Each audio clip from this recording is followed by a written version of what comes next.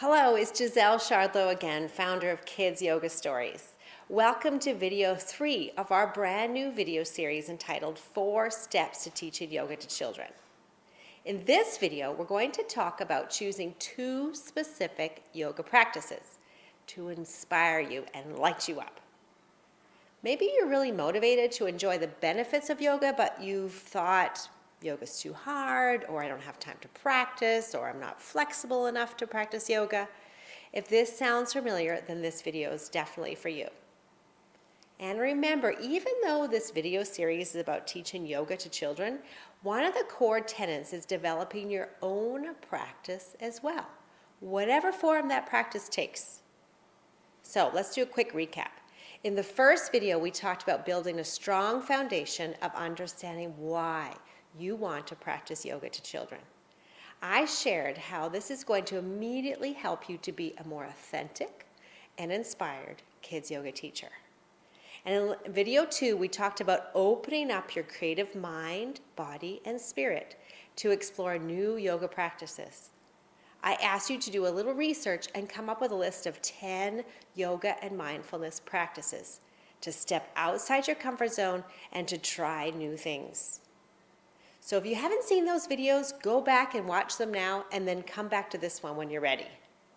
And don't forget to download the 4 Steps to Teaching Yoga to Children workbook from the link below this video to jot down some insights you may have.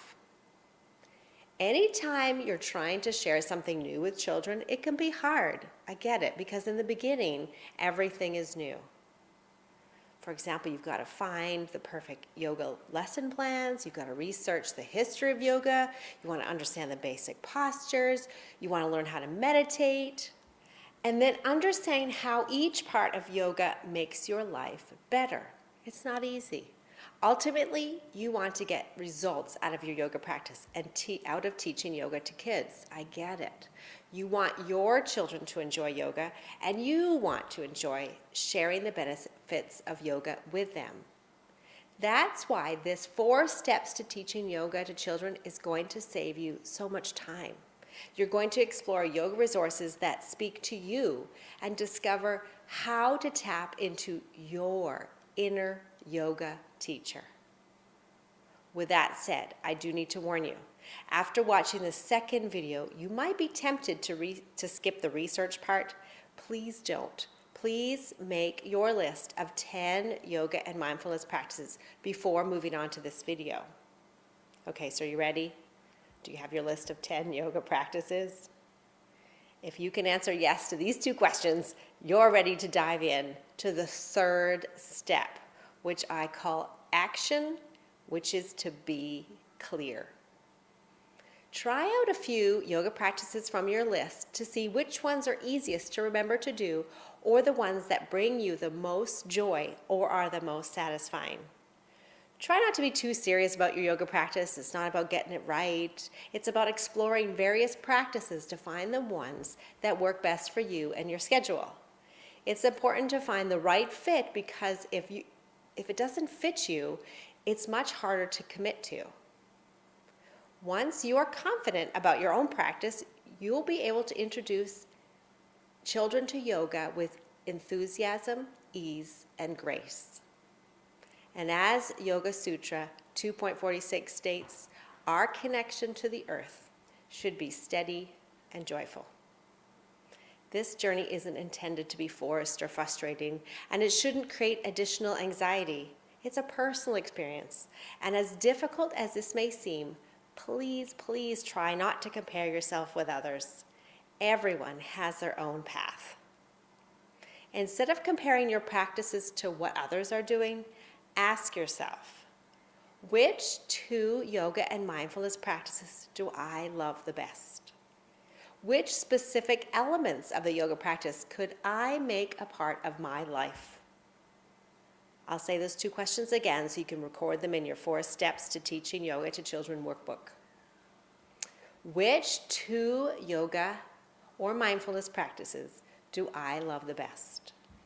Which specific elements of the yoga practice could I make a part of my life? The purpose of step 3 is to find clarity on your own yoga practice in order to build your confidence as a kids yoga teacher. You don't have to master every aspect of yoga. Just be confident about the elements of yoga that speak to you. Think back to the first video in this series when you got clear on your intention and your why of practicing yoga. That will help to illuminate which yoga practices are the best fit for you.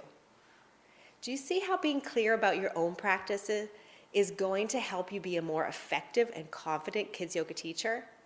Your children will feel your confidence and enthusiasm. If you're teaching from your heart and using your own voice, not being forced to follow someone else's plan or ideas, your excitement will engage your children. Have you ever noticed that your favorite yoga teachers are the ones who clearly love what they're doing and share from their own experiences? Let's be that role model for our children. Before you go today, please leave a comment below this video and tell me which 2 yoga practices you're committing to right now.